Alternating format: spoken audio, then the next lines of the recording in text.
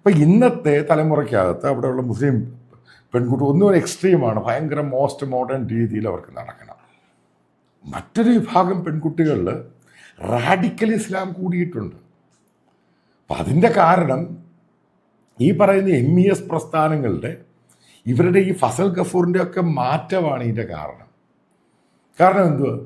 ഒരിക്കൽ ഞാനും കേട്ടിട്ടുണ്ട്, ഫസൽ ഗഫൂർ പല ആവർത്തി പറഞ്ഞിട്ടുണ്ട്, ഈ പറയുന്ന മുഖം മൂടിയുള്ള ചാക്കൊന്നും ഇട്ടുകൊണ്ട് നടക്കരുത്, അതൊരു മോഡറേറ്റ് രീതിയിലുള്ള വസ്ത്രധാരണയല്ല. പക്ഷേ പിന്നീട് ഫസൽ ഗഫൂർ പോയ പോക്ക് കണ്ടു. അയാൾ SDPI, PFI ഇതേപോലെയുള്ള മത തീവ്ര സംഘടനകൾക്കകത്ത് കയറി ഇസ്ലാമിക രാജ്യത്തിനെ അതിനുവേണ്ടി പ്രൊപ്പഗേറ്റ് ചെയ്തോളും, ഞാൻ പിറകിലുണ്ട്, ആ വീഡിയോ ഉൾപ്പെടെ എന്നെ കാണിച്ചു തന്നു. So nonsense. ഒരു സമൂഹത്തെ കെട്ടിപ്പടുത്തി അതിനെ മെയിൻ സ്ട്രീമിൽ കൊണ്ടുവരുന്നതിൻ്റെ പ്രധാന ചുമതലയുള്ളൊരു മനുഷ്യൻ, അതാണ് അയാളുടെ ഫാദർ കാണിച്ചു കൊടുത്ത വീക്ഷണം, ആ വിഷൻ എന്ന് പറയുന്നത്. അതിനെ മുഴുവനും തച്ചടയ്ക്കുന്ന രീതിയിൽ ഈ ഒരു സ്ഥിതിവിശേഷത്തിലോട്ട് ഫസൽ ഗഫൂറിനെ മാറ്റിയതിൻ്റെ കാര്യം എന്താണ്? ഈ പറയുന്ന ഹമാസ് ഉൾപ്പെടെ ഹിസ്ബുള്ള ഉൾപ്പെടെ സംഭവങ്ങളുടെ പുറകെ പോകുന്ന ഗഫൂറെ, സോ സാഡ്. ആലോചിച്ച് നോക്കുക. ഇനി നോക്കുക, കേരളത്തിൻ്റെ ഈ വടക്കൻ ഭാഗത്ത് ഈ ഹമാസിന് ഇത്രയും പിന്തുണയുണ്ടായി, അതേപോലെ തന്നെ തീവ്രവാദ സംഘടനകൾക്ക് പിന്തുണയുണ്ടായി, പാകിസ്ഥാനിലും താലിബാനിനും പിന്തുണയുണ്ടായി. അപ്പം അതിനെ മറ്റൊരു രീതിയിൽ ന്യായീകരിക്കുന്നയാളാണ് ഈ ഫസൽ ഗഫൂർ. അപ്പോൾ നേരെ തിരിച്ചല്ലേ ആളുടെ പിതാവുണ്ടായിരുന്നു. അപ്പോൾ ഇന്നിപ്പോൾ ഹമാസിൻ്റെ കാര്യം പറയുന്നു. ഞാൻ പാലസ്തീനെതിരല്ല, പാലസ്തീൻ അതോറിറ്റിക്കെതിരല്ല, പക്ഷേ ഹമാസിനെതിരാണ്. കാരണം എന്താ? ഈ ഹമാസിൻ്റെ കൺട്രോളിലുള്ള ഗാസയിലും അതേപോലെ പാലസ്തീനിലെ ഹമാസിൻ്റെ കൺട്രോളിലുള്ള ജെനിം എന്ന് പറഞ്ഞ ക്യാമ്പുകളിലൊക്കെ സ്ത്രീകൾക്ക് എഡ്യൂക്കേഷൻ കൊടുക്കാൻ പാടില്ല. അതവരുടെ ഇസ്ലാമിക മാൻഡേറ്ററിയുടെ ഭാഗമായിട്ട് അത് മാത്രമേ കൊടുക്കാൻ പാടുള്ളൂ. ഇവിടുന്ന് നമ്മളൊന്ന് മനസ്സിലാക്കേണ്ട ഒരു കാര്യം, നമ്മുടെ കേരളത്തിൽ വലിയ രീതിയിൽ തന്നെ PFI എന്ന് പറയുന്ന രാഷ്ട്രീയ അല്ലെങ്കിൽ ഒരു സംഘടനയുടെ പ്രവർത്തനമായി ബന്ധപ്പെട്ടുകൊണ്ട് ഇവർ എല്ലാം സമസ്ത മേഖലയിലും ഒരുപാട് കള്ളപ്രചരണങ്ങൾ ഇങ്ങനെ നിരന്തരമായിട്ട് നടത്തുക, ഇവരുടെ ഒരു ലക്ഷ്യത്തിലേക്ക് എത്തിക്കാൻ ഏതെല്ലാം മാർഗങ്ങൾ തേടാൻ സാധിക്കുമോ അത് നിരന്തരമായിട്ട് ചെയ്യുക. അപ്പോൾ ഈ PFI പോലെയുള്ള പ്രസ്ഥാനങ്ങൾക്കൊപ്പം നിന്നുകൊണ്ട് ഇവിടുത്തെ ഈ പറയുന്ന പ്രധാനപ്പെട്ട സമൂഹത്തിൽ ഒരുപാട് മാറ്റങ്ങൾ കൊണ്ടുവരാൻ വേണ്ടി ആഗ്രഹിച്ച് വലിയ രീതിയിൽ മുന്നോട്ട് വന്ന ആളുകൾ പോലും ഇവരുടെ വഴിയിലേക്ക് പോകുന്നൊരു സ്ഥിതി, ഇത് തന്നെയാണ് യഥാർത്ഥത്തിൽ ഈ ഗഫൂറിനെ പോലെയുള്ള ഫസൽ ഗഫൂറിനെ പോലെയുള്ള ആളുകളുടെ ഭാഗത്ത് നിന്ന് ഇവിടെ ഉണ്ടായിട്ടുള്ളത്. അദ്ദേഹത്തിന്റെ ഒരു പ്രസംഗം നമ്മൾ ഒരു പോപ്പുലർ ഫ്രണ്ടിന്റെ പരിപാടിയിൽ ഉള്ളത് എല്ലാവരും കേട്ടിട്ടുണ്ട്. ഈ പ്രസംഗത്തിൽ നിന്ന് നമ്മൾക്ക് മനസ്സിലാക്കാൻ സാധിക്കുന്നത് PFI പോലെയുള്ള മതമൗലികവാദ അല്ലെങ്കിൽ ഇവിടുത്തെ തീവ്രവാദ സംഘടനകൾ രാജ്യത്തെ ഭരണ സംവിധാനം തട്ടിയെടുക്കാൻ വേണ്ടിയിട്ട് അവരുടെ ലക്ഷ്യം നടപ്പിലാക്കാൻ വേണ്ടിയുള്ള മാർഗങ്ങൾ ഈ സംഘടനക്ക് ഇവരുടെ പ്രവർത്തകരെ നിർത്തിക്കൊണ്ട് ഉപദേശിക്കുന്ന ഒരാളെയാണ് നമ്മൾ കാണുന്നത്. എങ്ങനെയൊക്കെ പിടിച്ചെടുക്കാൻ സാധിക്കും, അതിൽ പ്രത്യേകിച്ച് ഇവിടുത്തെ ദളിത് വിഭാഗത്തെ കൂട്ടുപിടിച്ചുകൊണ്ട്, ഇപ്പോൾ ഇന്ത്യ പാകിസ്ഥാൻ വിഭജനം ഉണ്ടായ സമയത്ത് ഒരുപാട് ദളിതന്മാരായിട്ടുള്ള ആളുകൾ അങ്ങോട്ട് പോകുന്ന ഒരു സംഭവം ഉണ്ടായിരുന്നു. അതോടൊപ്പം തന്നെ പലരും ഇന്ത്യയിലേക്ക് വരാതെ, ദളിതരായിട്ടുള്ള ഹൈന്ദവ വിഭാഗം ഇന്ത്യയിലേക്ക് വരാതെ പാകിസ്ഥാനിൽ തന്നെ നിന്നു. ഇന്ത്യ പാകിസ്ഥാൻ വിഭജനം ഉണ്ടായ സമയത്ത് പാകിസ്ഥാനിൽ ഏകദേശം 28% ഹിന്ദുക്കൾ ഉണ്ടായിരുന്നു, അതിൽ വലിയ ശതമാനം ദളിതരുണ്ടായിരുന്നു. ഇന്ന് ആ ദളിതർ എവിടെയാണ്?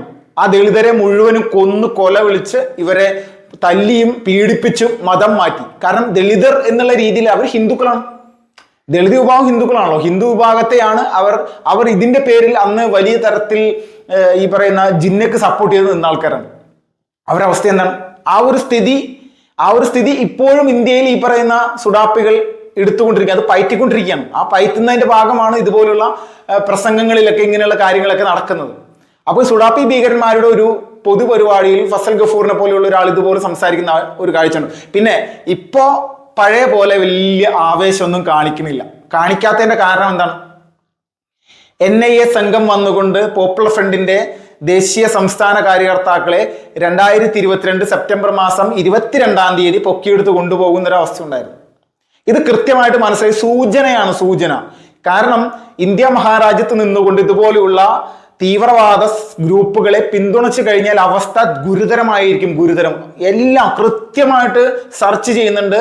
ഇപ്പോൾ ഇവരുടെ ഒപ്പം നിന്ന് അല്ലെങ്കിൽ ഇവരെ പൊതുപരിപാടികളിൽ സപ്പോർട്ട് ചെയ്ത് പ്രവർത്തിച്ച ഇവരുടെയൊക്കെ കണക്ഷനുള്ള ഫസൽ ഗഫൂർ അല്ലെങ്കിൽ അതിന്റെ അപ്പുറത്തെ ആളാണെങ്കിലും ഇവരെയൊക്കെ കൃത്യമായിട്ടുള്ള ഡാറ്റ എന്തൊക്കെയാണ് ഇവർ ചെയ്തുകൊണ്ടിരിക്കുന്നത്, ഇവരുടെ സംവിധാനങ്ങൾ, ഇവരുടെ സാമ്പത്തികമായിട്ടുള്ള സോഴ്സുകൾ, ഇവർക്ക് ഏതെല്ലാം തരത്തിലുള്ള ബന്ധങ്ങളുണ്ട്, ഇവരുടെ ഈ ഉപദേശങ്ങളുണ്ടല്ലോ, ഈ പറഞ്ഞ പോലെ മോദി സർക്കാരിൽ നിന്ന് ഭരണം തട്ടിയെടുക്കാൻ വേണ്ടിയിട്ട് നടത്തിയ ഉപദേശങ്ങൾ, ഇതുപോലെ കുറെ ഉപദേശങ്ങൾ ഇവരുടെ ഭാഗത്തുനിന്ന് ഇവരുടെ ബുദ്ധിയിൽ നിന്നുണ്ടായിട്ടുണ്ട്. അപ്പോൾ ഈ സംവിധാനത്തിനെ കൃത്യമായിട്ട് നിരീക്ഷിക്കുന്ന ഒരു പണിയിൽ തന്നെയാണ് നമ്മുടെ രാജ്യത്തെ ഏജൻസികളെ സംബന്ധിച്ച് അവർ വെറുതെ ഇരിക്കുന്നല്ല. NIA ആണെങ്കിലും ED ആണെങ്കിലും കൃത്യമായിട്ട് കാര്യങ്ങൾ പരിശോധിക്കുകയാണ്, നിരീക്ഷിച്ചു കൊണ്ടിരിക്കുകയാണ്. കാരണം ഇവിടെയുള്ള ഒരു ഭരണാധികാരി പിണറായി വിജയൻ ഇതൊന്നും യാതൊരു താല്പര്യമില്ല. അങ്ങേർക്ക് ഇവിടെ കാല് നക്കിയും പല സംവിധാനങ്ങളുടെ അധികാരം എങ്ങനെയെങ്കിലും നിലനിർത്തുക എന്നുള്ള സംഭവം മാത്രമാണ് ഉള്ളത്. അപ്പോൾ എത്രത്തോളം വലിയ തരത്തിൽ ഏത് രീതിയിലുള്ള പ്രീണന സംവിധാനങ്ങളുടെ നമ്മുടെ രാജ്യത്തിൻ്റെ ഉള്ളിൽ നിന്നുകൊണ്ട് എന്ത് കലാപരിപാടി കാണിച്ചു കഴിഞ്ഞാൽ അതിനൊക്കെ പൂർണ്ണമായിട്ട് തകർത്ത് കളയുക, ഇതാണ് അടിസ്ഥാനപരമായുള്ള കാര്യം. ഇപ്പോൾ മാത്യു സാമുവൽ സാർ പറയുന്നത് പോലെ ഒരു താലിബാൻ എന്ന് പറയുന്ന അല്ലെങ്കിൽ ഗാസയിലൊക്കെ നടക്കുന്ന അവിടുത്തെ പെൺകുട്ടികളുടെ വിദ്യാഭ്യാസമൊക്കെ എടുത്ത് നോക്കിക്കഴിഞ്ഞാൽ നമ്മൾക്കറിയാലോ ഏത് തരത്തിലാണെന്നുള്ളത്. ഇവിടെ വലിയ മാറ്റങ്ങൾ കൊണ്ടുവരാൻ ആഗ്രഹിച്ച ഒരു സംവിധാനത്തിന്റെ അല്ലെങ്കിൽ ഒരു പ്രധാനപ്പെട്ട ഒരു ഘടകം, ആ ഘടകത്തെ ഈ രീതിയിലാക്കി മാറ്റുന്നു എന്നാണ് അദ്ദേഹം പറയുന്നത്. കൃത്യമായിട്ടുള്ള, അത് നിസ്സാരമായിട്ടുള്ള ആരോപണമൊന്നുമല്ല, അതൊരു ആരോപണമല്ല, യാഥാർത്ഥ്യമാണ്. അപ്പൊ ഇതുപോലെയുള്ള ആളുകൾ വർഷങ്ങൾക്ക് മുന്നേ തന്നെ മലബാർ കലാപവുമായി ബന്ധപ്പെട്ടുകൊണ്ട് നമ്മൾക്കറിയാം വാര്യംകുന്നൻ എന്ന് പറയുന്ന അല്ലെങ്കിൽ വാര്യംകുന്ന് കുഞ്ഞഹമ്മദ് ഹാജി എന്ന് പറയുന്ന വ്യക്തി ഇവിടെ നടത്തിയിട്ടുള്ള നരനായാട്ട് എന്താണെന്നറിയാം. അപ്പൊ ആ സമയത്തും പറയുന്നുണ്ട് അവിടുത്തെ ദളിത്